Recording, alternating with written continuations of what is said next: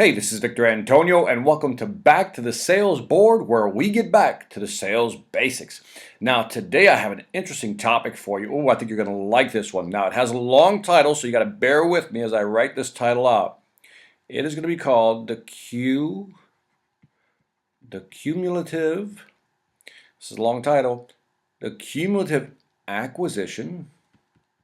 Yes, the cumulative acquisition cost per, and I'm going to just abbreviate this part, opportunity. Wow, what a long title. The cumulative acquisition cost per opportunity. What does that mean? Well, I'm about to explain it to you. Let's start out with an example. Let's say that you have to do a trade show, right? And here's a sales funnel, and you've done a trade show. And after the trade show, let's say you've collected, these are leads inside the funnel. If you haven't seen my funnel video, you need to see that. And let's say that the trade show cost you $10,000, right? The trade show cost you $10,000. And at the trade show, you gathered, let me write it up here, 100 leads, okay? These are potential customers. Now, you've gathered 100 leads at $10,000. Now, you take those back to the office, and obviously you have to make phone calls, you have to verify, set up meetings, and let's say that your company incurs another $3,000 just doing that, which brings the new cumulative total to $13,000.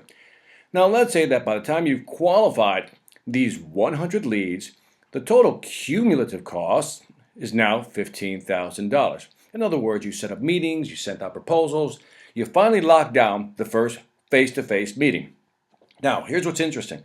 Let's say that out of 100 leads, you have 1, 2, 3, 4, 5. These are now considered 5 solid prospects, right?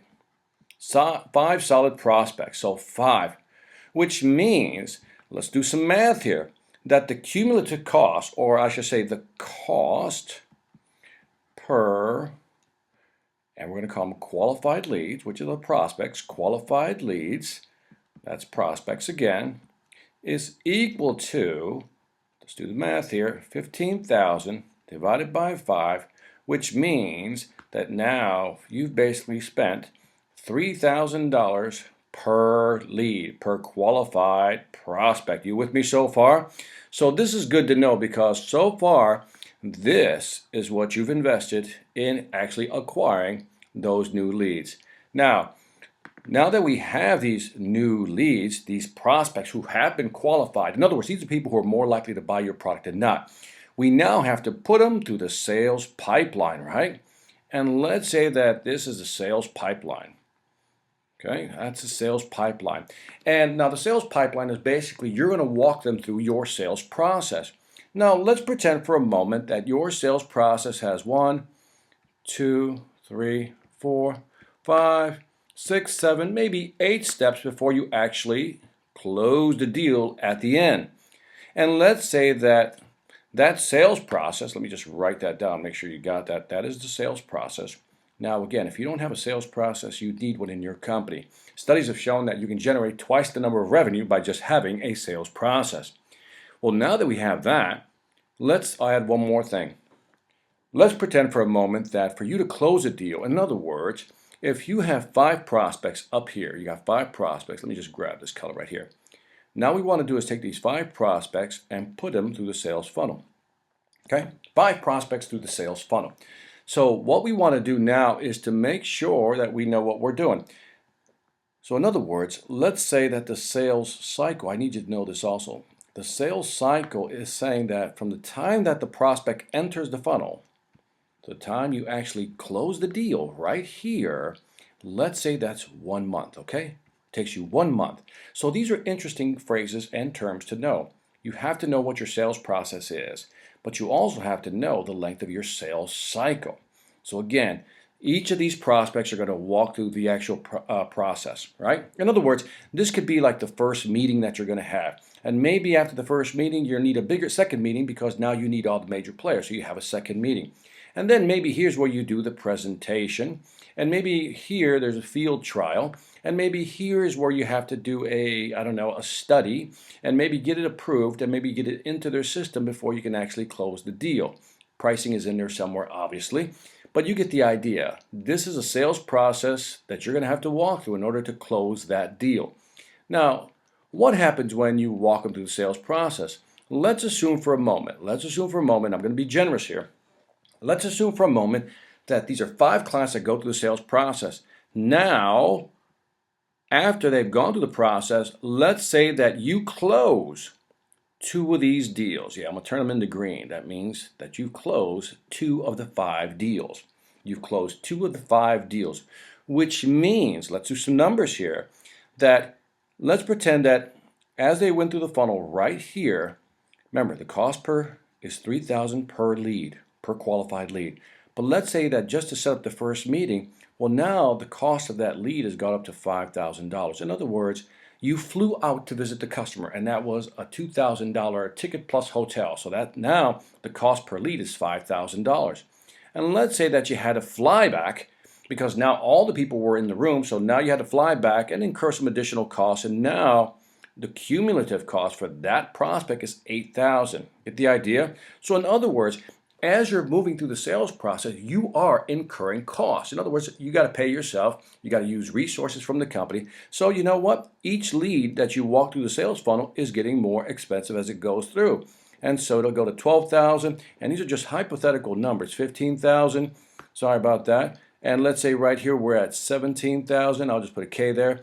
And let's say right here we're at $19,000 by the time. And by the time you get to the proposal phase and close out the deal, let's say that that customer, that lead, has cost you $20,000, which means if 2 people buy, you've made $40,000. But let's keep it basic. The acquisition cost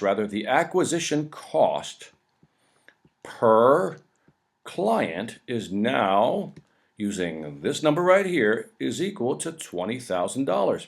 In other words, from the moment you found somebody at the funnel, let's go back right here. From the moment they came from the funnel up here, came through the funnel, and then went through the sales pipeline and went all the way through the sales process, that customer cost your company $20,000. Okay, let me do that again. Cost your company $20,000. Now, let's pretend for a moment that the lifetime value, this is another good phrase to know, the lifetime value. In other words, the lifetime value is how much the customer will buy over that lifetime once you acquire them. And let's say that the lifetime value of the products they'll buy from you over the time they're with you is $80,000. Well, wow, that means, let's say that you calculate a lifetime value for 3 years. Well, what we're saying is that in 3 years, they'll buy about $80,000 from you. Now, you invested $20,000 for that lead, and over the next 3 years, they're going to buy $80,000. That's not a bad deal, which means your return, another good phrase, return on investment, is basically 300%. Wow, not bad. Not bad at all. So this is all good news right here, right? Now, let's ask a different question. What about the deals we didn't get? Because when they went through the sales funnel, there was 3 right here. See these 3 dots right here?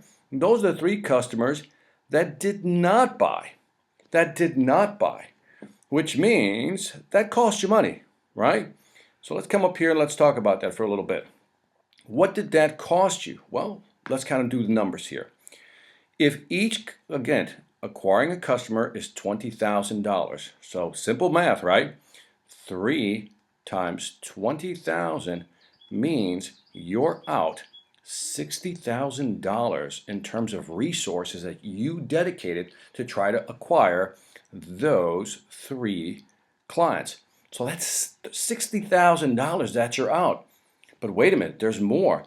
You also missed out on the opportunity to close that deal and work on other customers by 3 months. In other words, let me explain. This is an interesting phrase.